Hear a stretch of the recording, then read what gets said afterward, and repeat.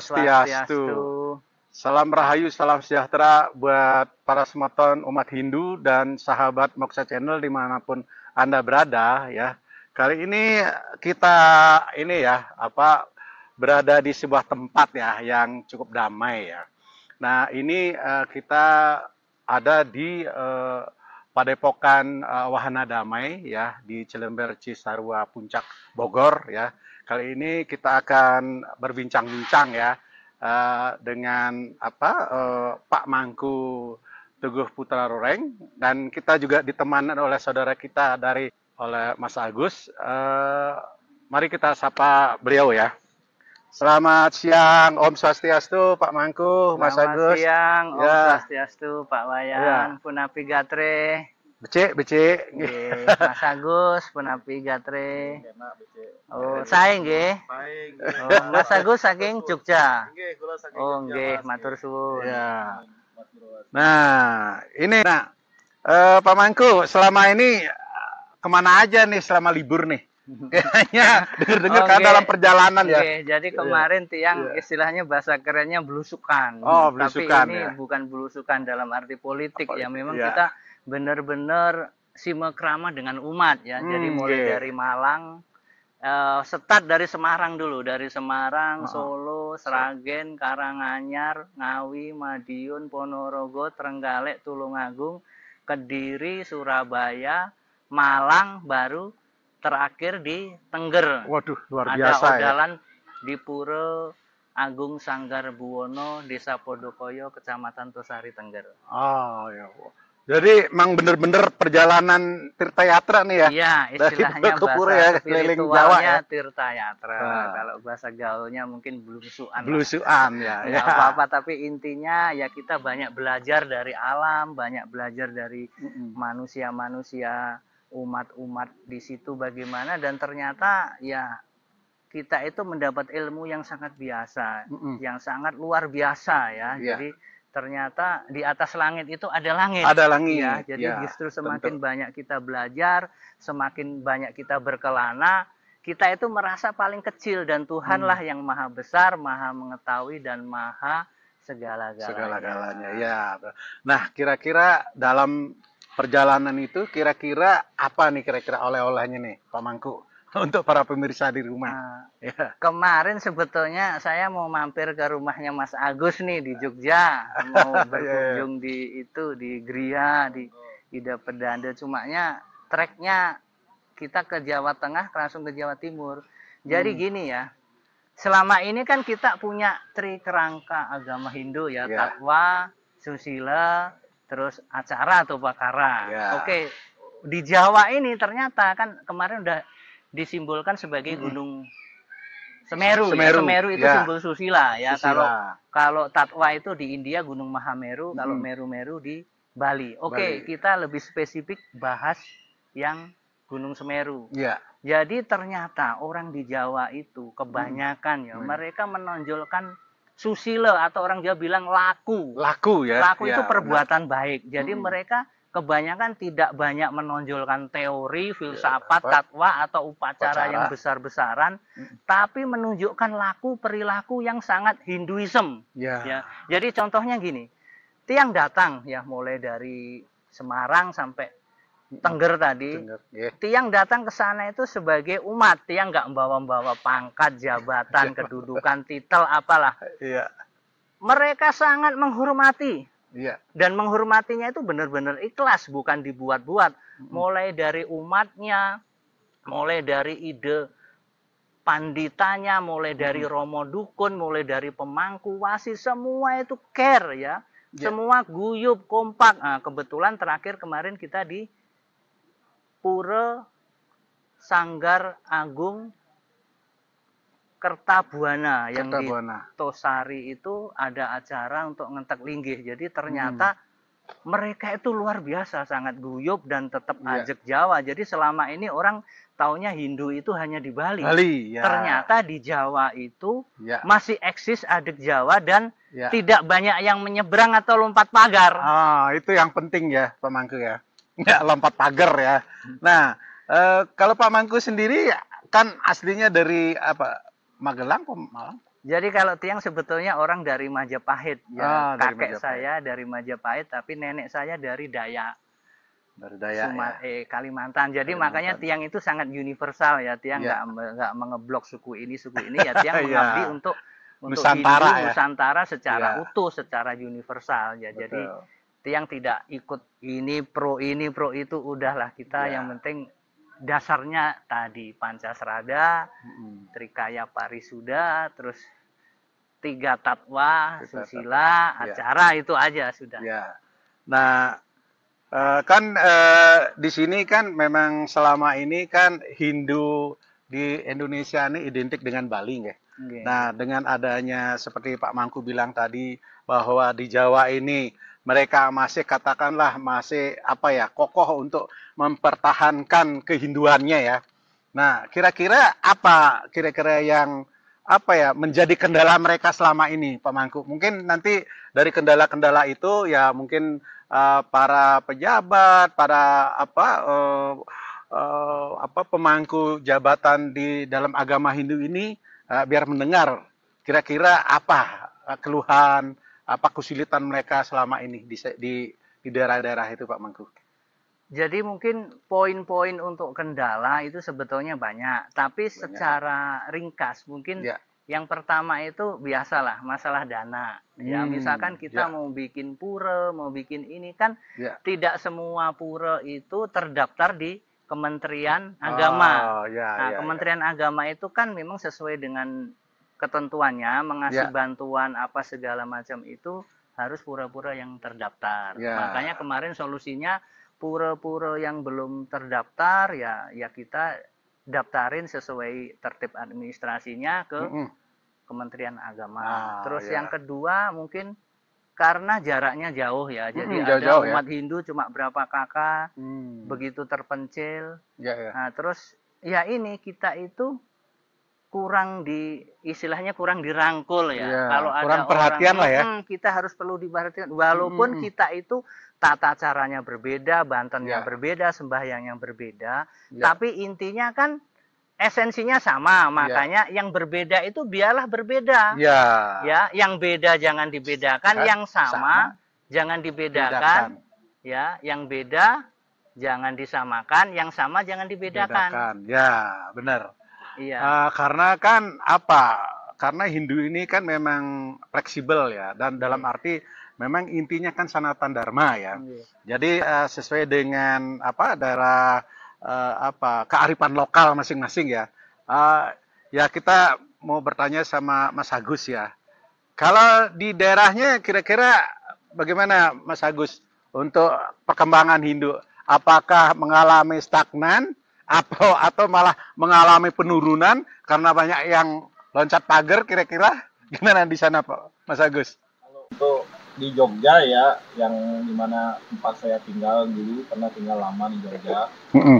Yang saya tahu itu pas hari raya, sebelum hari raya Nyepi itu Tawur Kesango itu di Candi Prambanan itu Pak Wayan. Iya. Banyak sekali umat kita ternyata di situ. Kita banyak ternyata di sana Hindu itu sebenarnya basis Hindu di sekitar Candi Prambanan itu. Ya, apalagi sekarang kan Prambanan tidak sekedar cuman tempat wisata ya. Betul. Sekarang kan udah tempat untuk untuk religi lah ya. Ya, khususnya untuk umat Hindu ya. Betul, di Nusantara. Ya. Jadi memang perkembangannya sudah lumayan juga ya di sana ya. Nah, Pak Mangku seperti tadi bilang yang sama jangan dibedakan, yang beda jangan disamakan. Nah, bisa lebih diperinci nggak maksudnya itu? Jadi gini, sebetulnya ya yang kita bahas kemarin bahwa Hindu itu memang universal, tata caranya berbeda sesuai dengan desa Kalapatra.